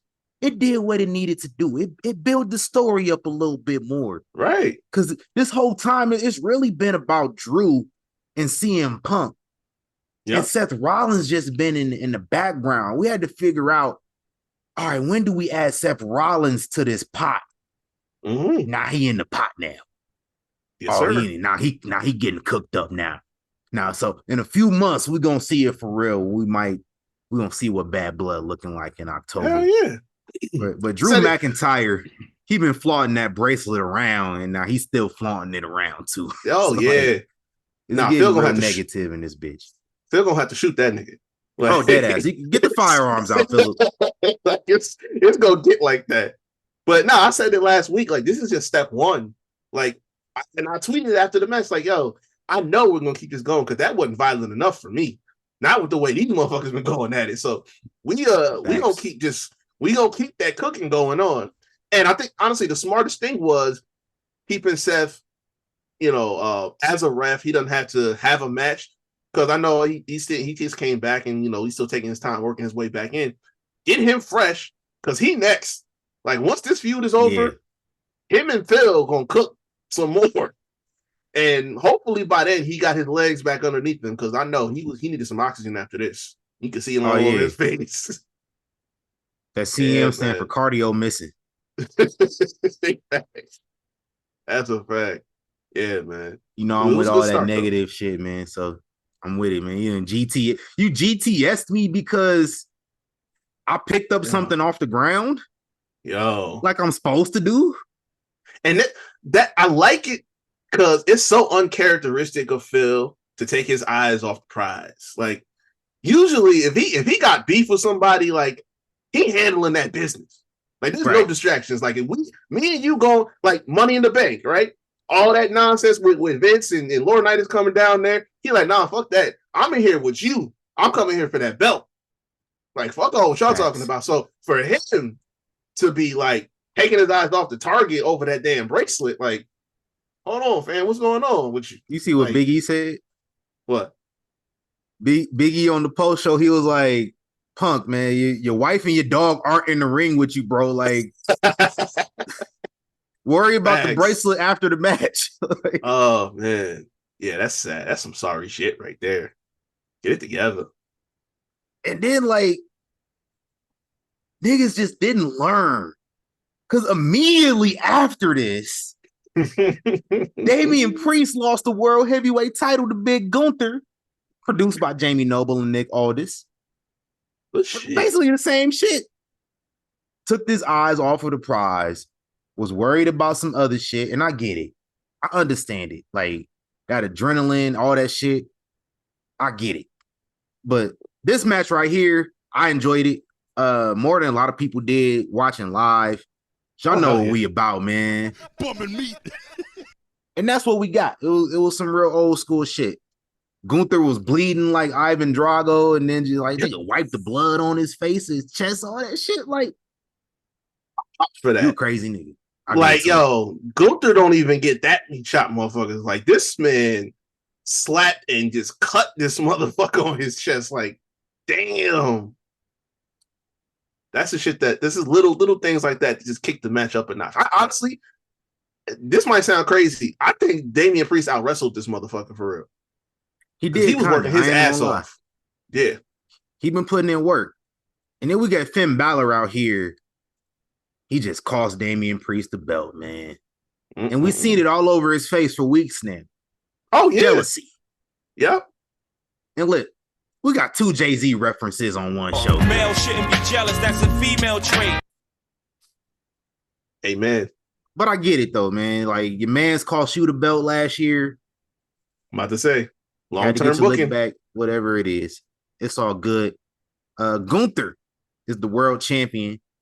He going to Germany, and it's listen, WWE, I'm gonna tell y'all right now. Oh man. Y'all get enough accusations as is. Especially regarding Gunther. Yeah, man. Don't go over to Germany acting crazy. Yo. I know. Y'all don't want that bad PR.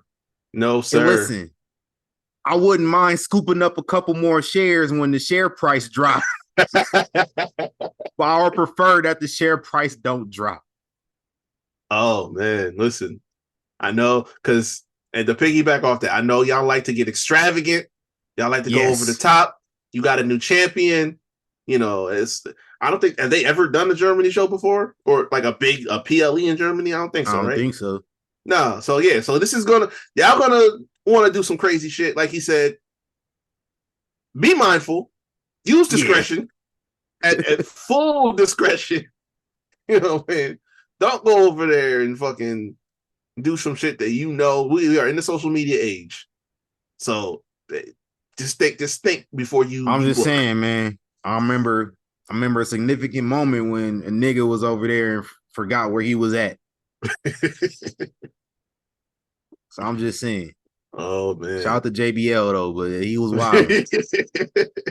I can't believe he did that shit either. I can't either. Woo! Like there's heel work and there's fucking costing money.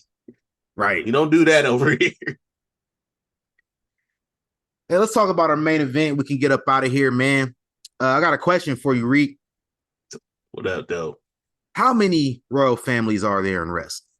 Yes, sir. Wrestling has more than one royal family.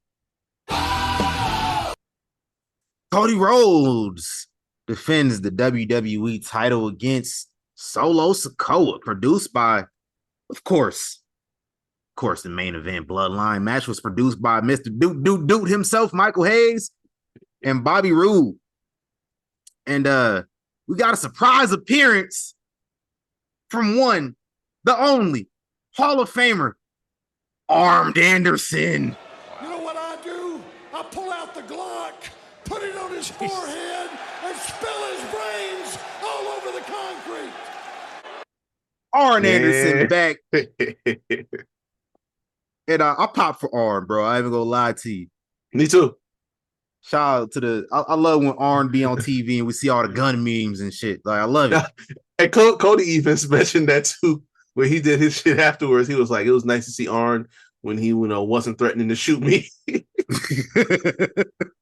That's funny. I legit didn't pay attention to his press conference afterwards. Yeah. I started watching boxing, but it is what it is. Arn Anderson told my mans, he was like, yo, I put in some calls. You good for this bloodline rules. Go out there and put in work. So that's what he did. Solo Sikoa is the first 90s baby to main event SummerSlam. And I enjoyed the match. I enjoyed it. But I think the fact that we were anticipating something happening, which is like the anticipation factor took over. Mm-hmm.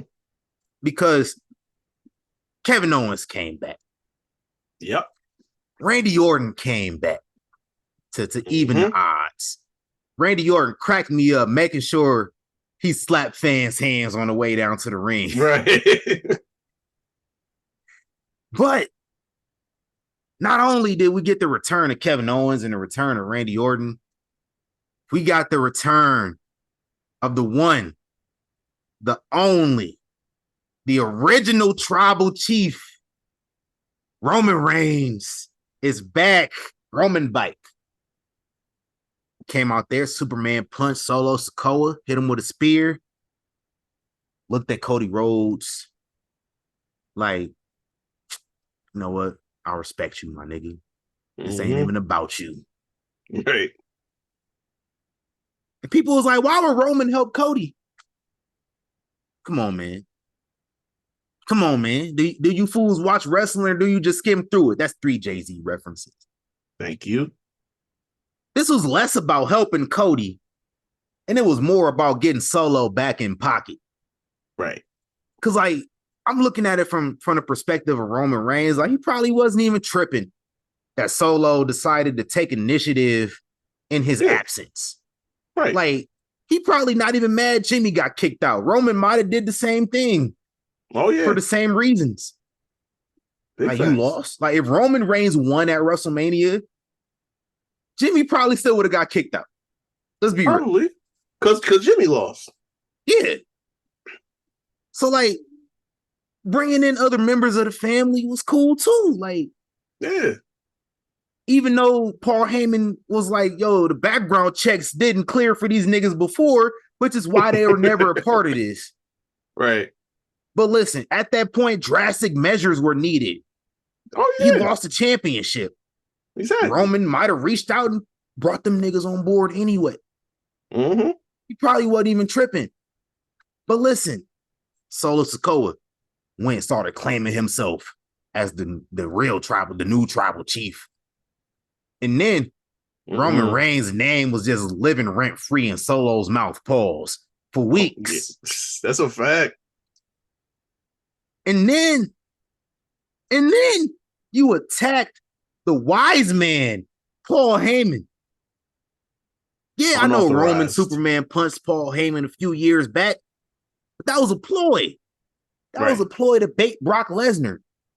That's what I'm saying. Solo decided this off the books. Solo went in live and said that he talked to Roman Reigns about all this stuff just to pacify Paul Heyman for a little bit. That's 1, 2, 3 strikes. Now I got to come back and get your ass. And that's what Roman did. Too many unauthorized transactions. Yeah.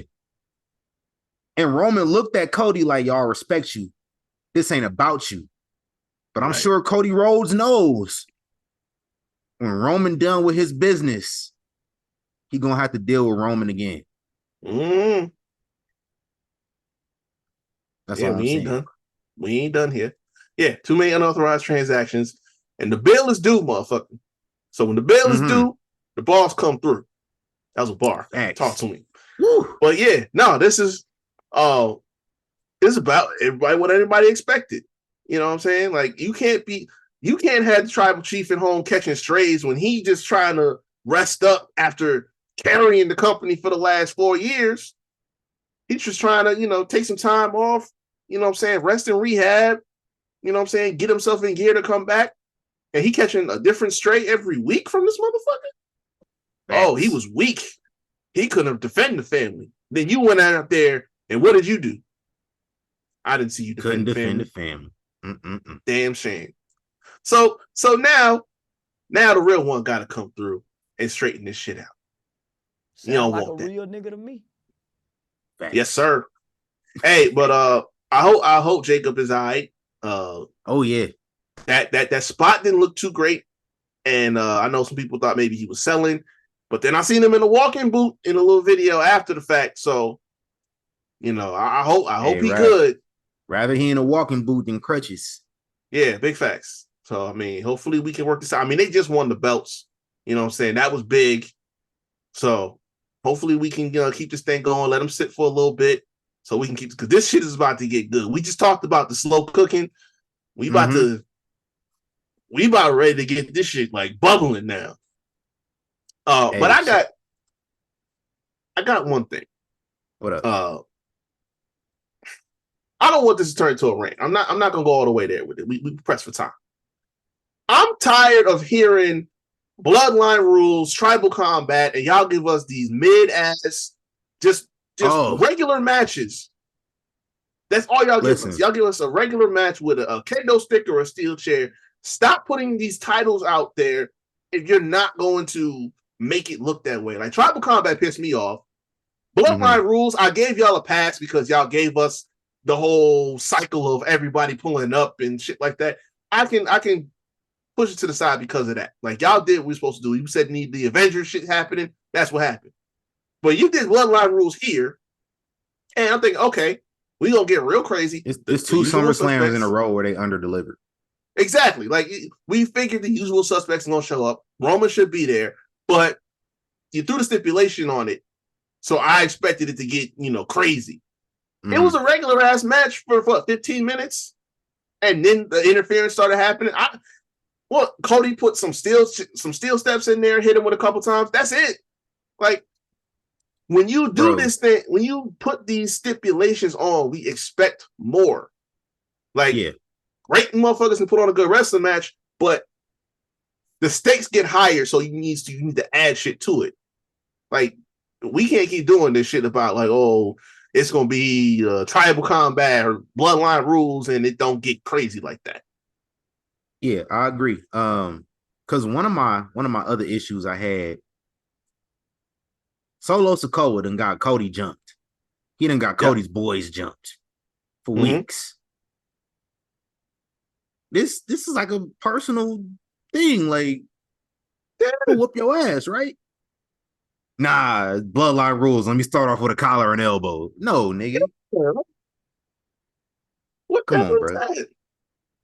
Come on, son. I hate when like blood feuds start off with fucking tie-ups. Like stupid. Come Yeah, on. that's not how this goes. Like I listen, best feud of '08. Yeah, '08. Jericho and HBK. The unsanctioned match. That was a fight. Yeah. That shit was done right. I just mentioned them earlier. Matt and Edge, that street fight. That's the type of shit, like that's how these types of feuds are supposed to go down. You know what I'm saying? That was just like, a street fight or something like that. But back in the day, if you heard a match was gonna be a street fight, you expected some wild shit to happen. Facts. You know what I'm saying? Nowadays, we just throw a stipulation on anything. And it's, oh yeah, well, it's going to be an Extreme Rules match, but yeah, I'm motherfucker swung one chair. What is that? Hey yo, if Drew and Punk started off with a collar and elbow, I would have turned my TV off. Exactly. It's like that was your proof right there. And that wasn't even like, I know Seth didn't give a fuck about the rules, but that was really just a standard ass match. You seen the energy they was on. Like, that's how it's supposed to go. Yeah, it's supposed to be real beef out here, but it's all good, man. Final thoughts on the show, man. I mean, they lived up to what it's supposed to be. Like SummerSlam is Summer Mania, whatever. Everybody says that Mania is the start of a new season. The same applies to SummerSlam because the amount of stories that we have to do now after this yesterday, it can carry all the way to the end of the year. Mm-hmm. Between the Judgment Day, Nia, Cody and everything like that, Roman's back. You got so much stuff. Braun, Gunther, there's so much there. And like that's perfect for what they have right now. Like, I didn't expect that many titles to change hands. That's why I was like switching up some of my predictions at the last minute. But it's a good problem to have. But not even a problem. It's a good thing to have because now you starting again. You starting over. It's a new season. Brand new champions, brand new stories. That's what you want. Like, and I can see them going to 2 nights pretty soon. Probably next year before they get to Minnesota or whatever. Yeah. But yeah, we getting there. It's solid. It was a good show. Yeah. This is the best booked weekend of the year, in my opinion. I was smoking on that hater pack, man, because we corrected some of the wrongs that were committed during WrestleMania, and it was a lot of wrongs. And we did our best to salvage the biggest wrong. We didn't correct that one, but we did the best to salvage it. So I ain't mad at it. I enjoyed it, man. Johnny Gargano lost, Sammy lost, Nia won, Roman back. Yes, sir. Blood won another belt. It was a great weekend, man. Hell yeah. Listen, I was getting rewarded for my hating a little bit too much. I was watching the men's 100 meter. Oh, man. Noah Lyles was hating on the NBA players. Right. This is the first time I ever rooted against an American in any sport in the Olympics. I was waiting on him to catch that L, and this nigga won literally by what they say, bro. It was the closest race in Olympic history, bro. It was like that close. I seen somebody had like a snap of it. The shot, like they said, 5,000 of a second. Yeah. Like, bruh, you couldn't have cut that. And he was in closer. like 4th place, like right, and he just, it was so close, man. Facts. Hey, but I did say I was gonna go in on my Jamaicans though, because Wagwan, you took the L, me boy. Y'all took that L, bro. Wow, y'all was talking shit on Sha'Carri the other day, bro. Nah. This was funny. I just seen this before I got on. My boy that used to live up the street from me, we go back a minute. You know how Vibes just got out, right? Yeah. Motherfucker said lock cartel back up. We ain't won nothing since he got out. Facts. That's crazy. Facts, man. Hey, let's go plug our socials and get up out of here, man. Yes, sir. Y'all can find me at RickHavoc24 everywhere, Instagram and Twitter. You can check out the Havoc Hour, where I talk sports and entertainment. All streaming platforms where you find Young Kings Wrestling, Anchor, Spotify, Google Podcasts, and video versions up on YouTube. All that content is out right now. Yes, sir. And I am the thespian TC Fontaine, aka TCF Baby. Please say the baby. Y'all need to change Roman's theme back too. Forgot to mention that. I thought that was just a one night thing. It better be a one night thing. Like when they did it at Mania, I'm thinking like, okay, that's just for like the live music and shit like that. I didn't think it was gonna last afterwards. We take too long to get to the riff, man. Like, right. And then like the swag, the aura, it just ain't there in the new thing. And I can't be one of them. I can't even do this to like, oh, Def Rebel, da da da da. I can't even do that because they did the original. Like the original was one of their rare wins. So they done Def Rebeled up. They fire his theme song. That's the crazy part. Facts. Yeah, change that shit back. I need that aura because I used to. That shit just made me feel like that nigga when I was here. I put both headphones in. Hell yeah. Vibe out when I'm working out. That's how I start every gym session, bro. Yeah, man. That and Trick. Like that too. Trick Williams shit called Locked In. I'll be locked in for real. Man, it's a big fact. And then my shuffle will play some Kelly Clarkson right after that. Since you've been gone. I know that's my shit. Hey, what's on y'all gym playlist, man? Man, listen, it's a little bit of everything, man. Hey, I'm gonna go point out some of the. I'm gonna go pull up my gym playlist right quick. I'm gonna point out some songs that you probably be like, "You got that on your gym playlist, bro?" Yes, I have. Since You've Been Gone by Kelly Clarkson on my gym playlist. Hey, when that first came out, I was bumping that every day. I ain't gonna hold you. Yeah, that shit slapped, especially. Cedric the Entertainer had that joke about it. Made it even better. Yes, I have Team by Lord on my gym playlist. Hey, I did it one day. I understand. That shit slapped. The whole album slapped. But yes, I have that all here. Of course, I got Somebody's Gonna Get It by 3-6 Mafia. Listen, we got shit, that shit turned me into a savage. Listen, that I got that too. I run through everything. What's some unusual shit that you got on yours? Oh man, I mean, a lot of shit I got is like from low key from wrestling shit.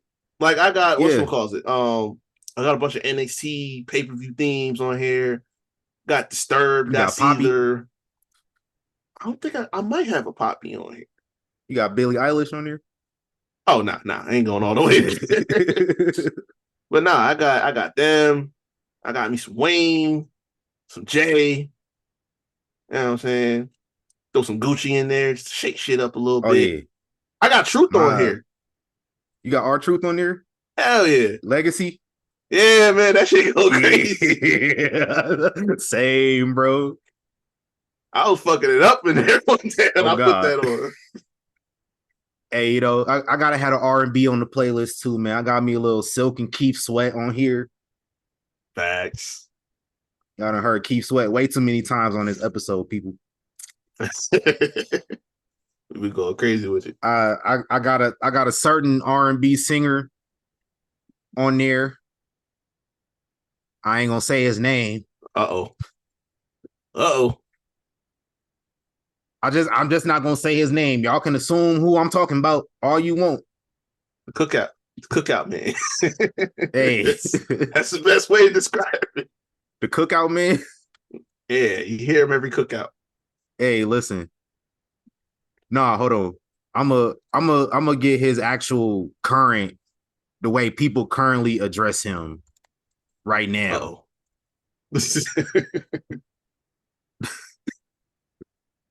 I'm gonna find his real actual, the way people address him. And I'm talking about Mr. Number 096270035. Oh man. I got a little bit of him on my gym playlist. That's crazy. And of course, you know, we got the Gucci's and Futures. Yes, I got a whole bunch of Nip on my shit. Yes. I even got some Drake on there. Oh, yeah. I ain't gonna hold you. I got a couple. Yeah. It's a couple of Drake. Some more R&B. Got some SWV on there. The group, not the wrestling group, SWV. Yeah. But the R&B group, SWV. Facts. I have some Wayne on your playlist. Hell yeah, you got to. Some Ross. And some Big and some Pop. Mm-hmm. I even got female rappers on my shit too, man. I got a little Missy, some Lil Kim, the Brat, 606. Oh man. I got some more R&B, man. I got Joe. On my R&B playlist. I got Joe on my gym playlist, bro. Listen. There's no R&B grouping that is complete without it. Nah. You gotta have it on there. I don't got no slow Joe though. I got Stutter with Mystical. Oh yeah. That's cool. Mystical, a nigga who name I shouldn't have said on here. Hey, listen. Majority of people ain't gonna know who Mystical is, so it's all right. True. But saying Mystical name just reminded me something I forgot to mention with Logan Paul. Uh-oh. Because I seen that the Hyperbole, y'all said Logan Paul the worst human being to be good at wrestling. And I couldn't believe the fact that I saw that. And I think niggas was serious when they was tweeting that shit out too. Oh boy. Logan Paul the worst human being in wrestling ever. Logan Paul killed somebody. Logan Paul killed his family and his son and his wife. I wasn't even gonna go there. Did Logan Paul kill his girlfriend and had Triple H cover it up? Goddamn. We went there. Logan Paul, I mean, we don't know if he done this or not. He could have. But it ain't public knowledge. I'm just saying it's worse people in wrestling. I wasn't even gonna go all the way there. I was just gonna do the dude that I mentioned in my theory. Like, I was just gonna go there with it. Yeah, him too. Yeah. Like, he might be worse. Right. Did Mr. I mean, he not in wrestling. But like Mr. 096270035 it's a bunch of wrestlers that have similar activities to him. Oh, there's a list of those motherfuckers. Yeah. Some of them still working. Some of them still work. Some of them still get paid to do this. Right. They worse than Logan. I'm just saying, like, we got to cut this hyperbole shit out, bro. Yeah. Like, we got to be in the words of Lance Storm, let's be serious for a minute. It's like, listen, I said it earlier. These people are going to be who they are. We keep like throwing the daggers back at them because they say stupid shit. They're gonna say stupid shit tomorrow and they're gonna say stupid shit next week. Nothing is new here. Hey, one of y'all favorite wrestlers who kind of wrestles similar to Logan Paul blackballed a female wrestler for reporting her rapist. Let us never forget. I'll never forget that. Y'all want to hype him up. Oh, he the best wrestler in the world. Mm-hmm. Nah, that's why I don't fuck with Blair neither. Yeah. I mean, I don't give a fuck about her regardless, but now that you mentioned it, that is on the list as well. That's some grimy shit. Hey, we can go on this forever. Facts. I got challenged a couple days ago, so I got about 2 more minutes. Oh, bet. Because I definitely did forget to mention, as much as I don't give a fuck about this dude, man, it sickens me how good he is at this shit. It really does. Because that moonsault he hit, I jumped out my seat for it. I really did. I hate it. Sickens me to my core how good this little dickhead is at this wrestling shit. It really does. Yeah. Hey, we was just talking about Rick Steiner earlier in the episode too. Add him to the list. Oh yeah. Listen. Oh, it's crazy. There's so many people that I'm sorry. I know Prisoner in the Moment. I refuse to acknowledge Logan Paul as the worst human being to ever be good at wrestling. My thing is, and I say this all the time, I don't know why people don't adapt this attitude like I do. I don't give a fuck about him. Like, it's so easy to not give a fuck about people. You know how much I've not given a fuck about the Young Bucks for the last 8 years? Thank you. Like, y'all only react this way to these people because y'all giving them energy. I don't give a fuck about Logan Paul. I don't give a fuck about none of these people. Macy been off my TV for how many? Like a good 2 years at least? Why are y'all worried about what she says? Thank you. Like, why are y'all pressing about what she said? She's not relevant. So I don't give a fuck what she says. Well, that too. But it's like, she had a little slap of a theme song 5 years ago, but that's it. Bro. She did. But then they killed it. So it's like, what now? Right. But no, I don't. She's not relevant to me. She's not even on my TV screen. She can talk bullshit all she wants to. I'm not reacting to it because you don't matter to me. No. So what y'all say when y'all do give these outrage comments and responses is they matter to you. These people matter to you. That's what you're saying. Like, I'm not trying to give no psychology lessons here, but that's all you're telling. That's the message that you're giving them. You're giving them energy, and what they say matters to you. Food for thought. I wish I had the post still, but I seen something. They said the certain people need to get triggered. Yeah. To feel good about themselves. It's a way of projection. Oh yeah. That's y'all. I know a lot of those people. Same. I never point them out. I never tell them who they are. I never do. But I know some people like that. Same. And I let them be who they are. Exactly. That's what I say all the time. DMX said it. You trust a snake to be a snake. That's it. Had to add that in there. Young Kings Wrestling Podcast.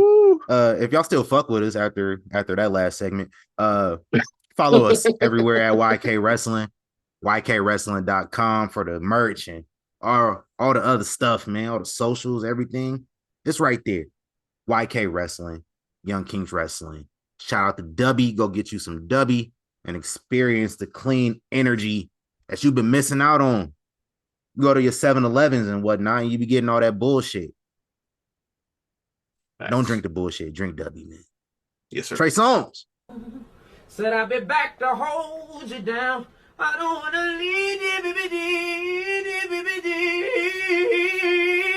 But we got to go right now, but I can guarantee you if we allowed by the powers that be, it's a bunch of powers out there.